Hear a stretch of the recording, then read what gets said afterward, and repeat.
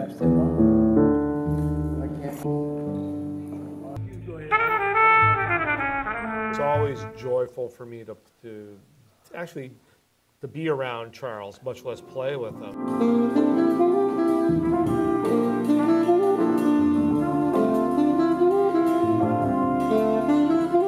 There's no mistaking who that is. You know, the first few notes that he plays, that's Charles McPherson.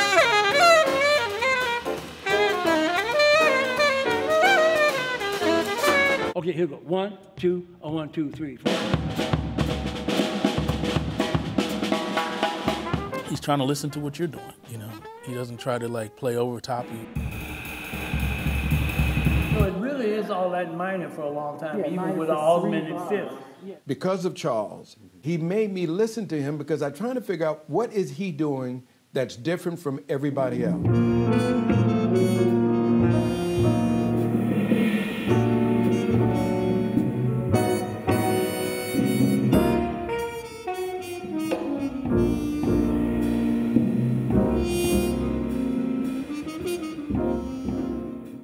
When I got into jazz radio in Denver, I started playing different artists, and there was one man that I played that made me stop and listen.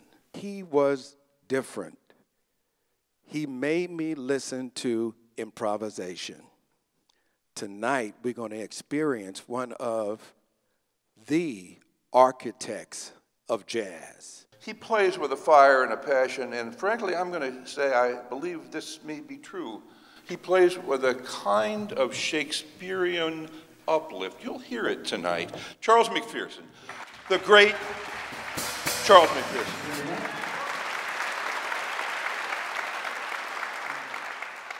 So I'm privileged to be honored, and I'm privileged to be playing with such great musicians. And this is entitled Song of the Sphinx.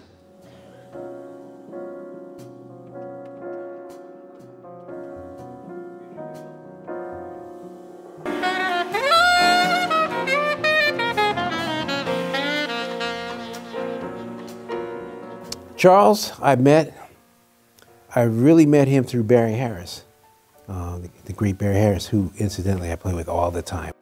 We just did the Vanguard. We were there about a month ago.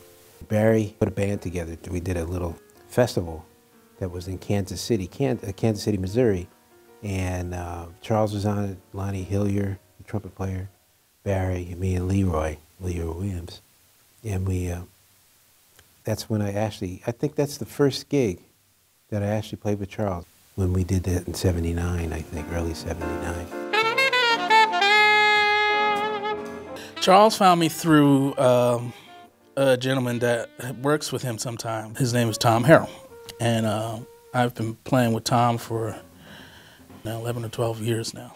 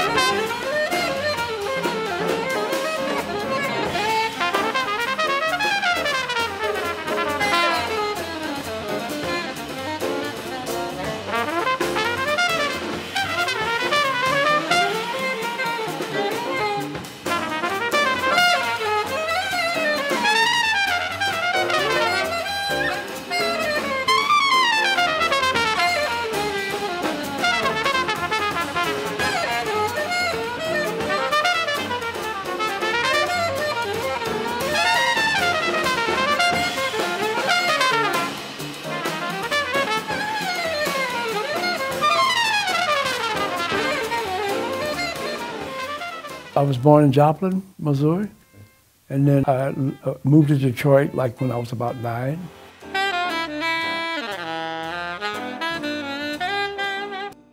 I stayed there up until I was 20. Then I went to New York, That's when I connected with Mingus. And I worked with him for 12 years.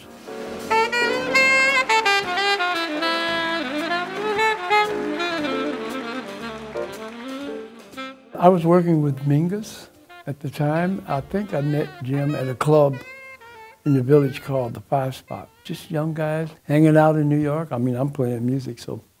And he's been a real fan. I think he really liked Mingus a lot. And Mingus had an engagement that lasted for 3 or 4 months. So I was in the band, of course, and Mingus would have, maybe sometimes he would hire a bass player and he'd play piano. Danny Richmond was in the band. That's how I think, if I remember, I connected with Jim Merod. Some of you know that we brought some very distinguished musicians here, Wayne Shorter and Benny Golson and Roy McCurdy, all of whom have earned the coveted Duke Ellington Award, which now is going to Charles McPherson. All right.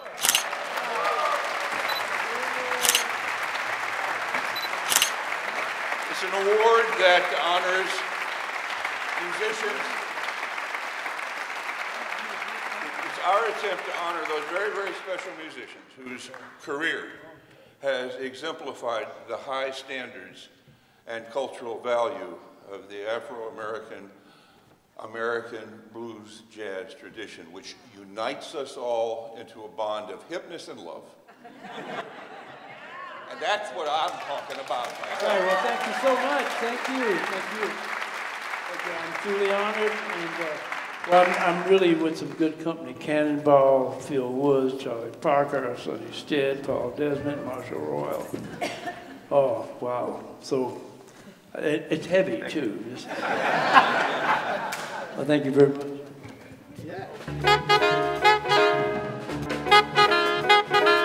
I left Mingus because that whole gig, as wonderful as it was not without a certain amount of stress.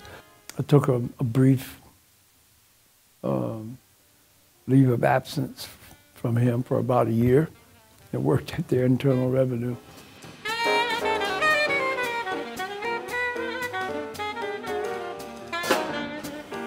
And their Internal Revenue was like, no, I'd rather be stressed with, let me go back to Mingus, and so I finished, so all in all, about 12 years. Okay. So from 1960 to 72. And then 72, that was kind of it.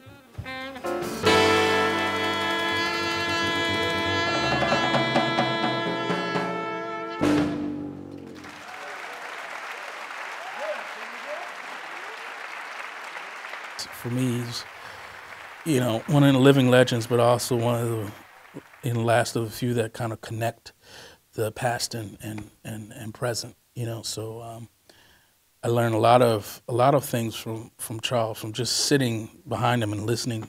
You can hear the history in his playing, but you also can tell that he's very influenced by what he's hearing now.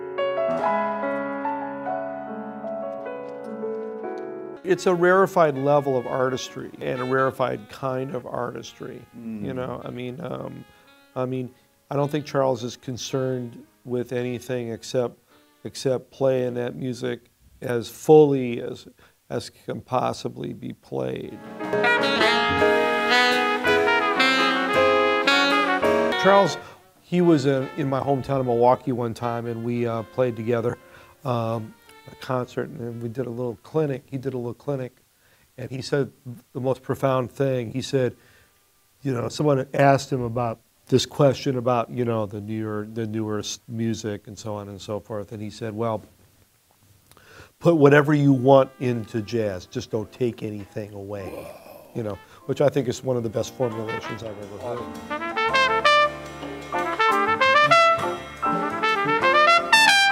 In terms of innovation, after Louis Armstrong, single instrument, virtuoso, innovator, like where you change the whole music scene. A Bird definitely changed. Everything changed. after him. Lenny Niehaus is the musical director for Clint Eastwood. And he writes the scores to a lot of Clint's movies. And he's a saxophone player. He's an alto player. And he played with Stan Kenton during the 50s, late 40s, 50s. And a really good alto player. So I think he might have known of me just because he's an alto player. And so that's how I connected.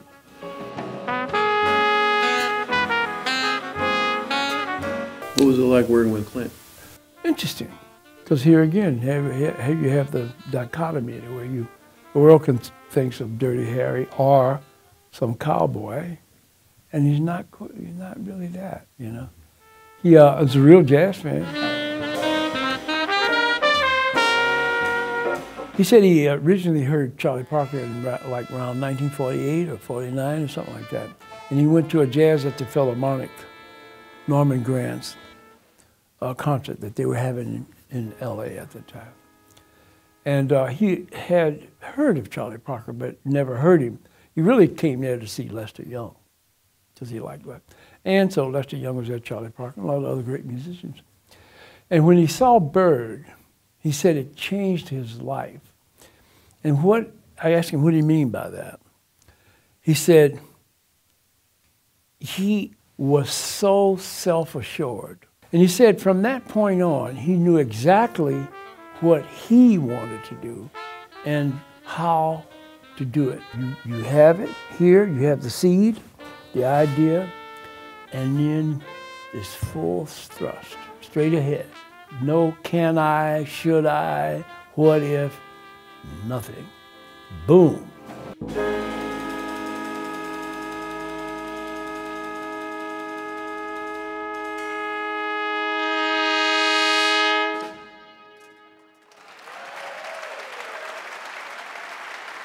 People like Jim Merod. He's that guy who hears the essence of the music and the architects of jazz.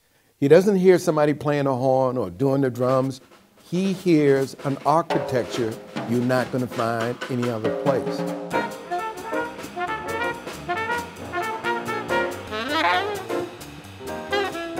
What he decided to do with his whole life is to make this art form never go away and document it. He documents it with the architects of jazz.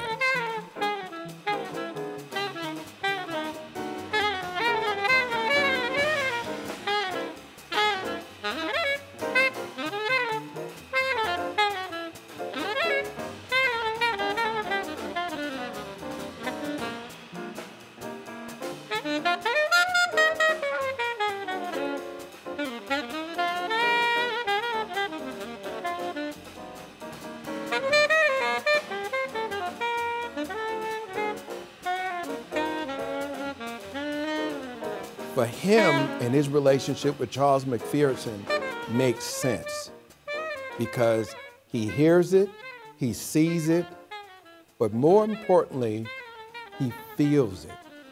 That's the difference.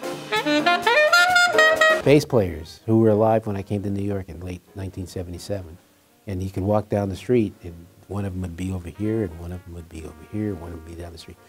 Bill Hinton's over there, Major Holly's over there, Sam Jones is working right across the street over there. I mean, that kind of thing. They were all there and they were all playing and, you know, the young guy comes to New York and he get a chance to come by and support these guys, but more importantly, hearing them live, you know, and eventually and meeting them, you know, and getting to know them and you know, just being part of the community. You know, so, whew. I really enjoy playing with Charles. You know, he's not trying to be Bird or be, you know, he's not trying to sound like anybody else. He's just himself. You know, and that kind of integrity, which is a hallmark of his generation anyway. I mean, those guys just came and they did what they did with their own voices. It's just wonderful.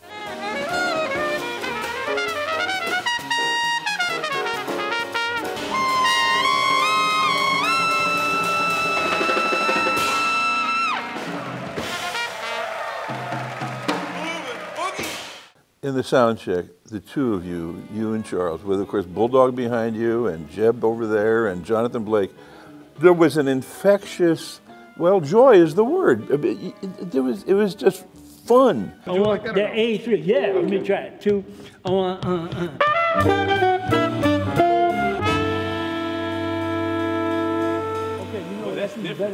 That makes more sense. Let's just play that over and over all night. The kind of music that we play, it shows you how much is in there, because we're still, all these years later, it still seems to be like that you could just get more and more out of it, and it's always there to challenge you every day. Brian, you have a capacity to be hugely surprising and inspiring, and yet the sound of your trumpet is the sound of an angel giving us the truth.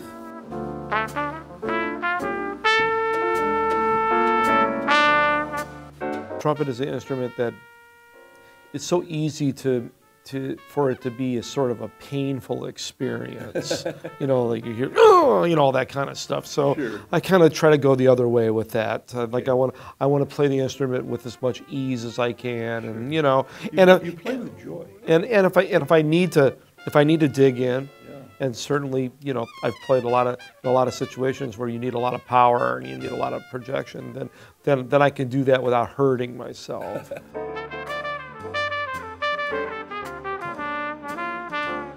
But Jim's been telling me about this place, and so I finally got a chance to come up here. Beautiful, beautiful. The program really that he's got going here just goes to show not only how dedicated he is, but how he's really serious about trying to, not only keep the music going, but to have a performance venue that is next to none.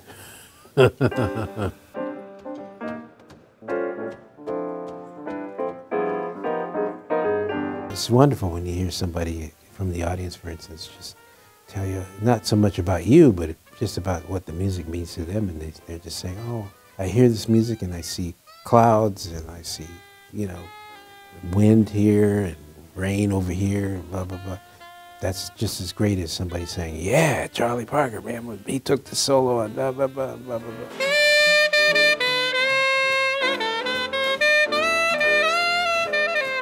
So when you look at music in the broader, it's more than just some person playing music and, playing in some bar for, some drunk guy at the bar. It's bigger than that. It's more than that.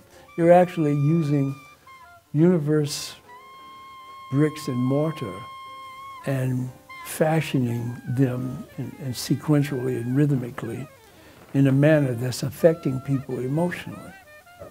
And you are expressing the human condition if you are an artist.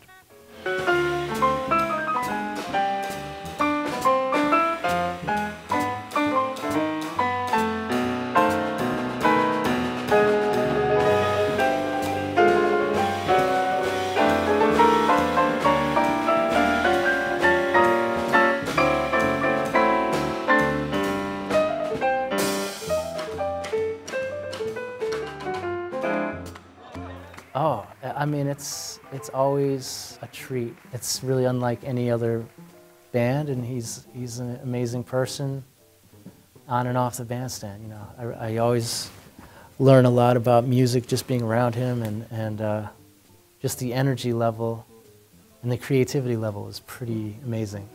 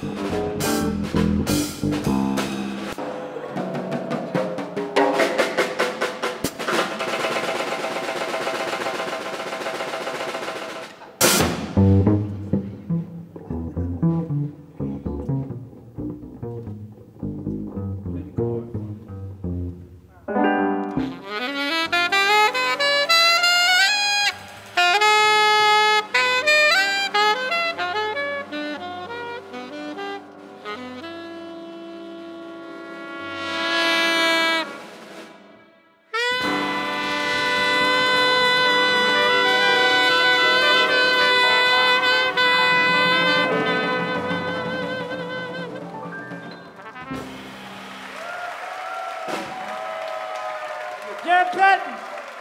Jeff Patton. Brian Lynch. Johnson Blake. Ray Drummond. Jim Merod. Me. You.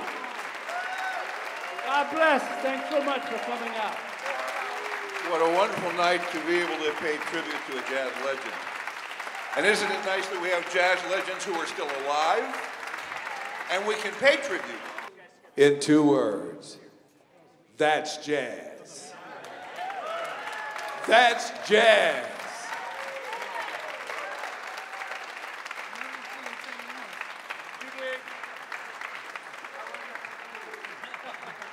Jim, thank you. Thank you. Thank you. Let's give Jim a big round of applause.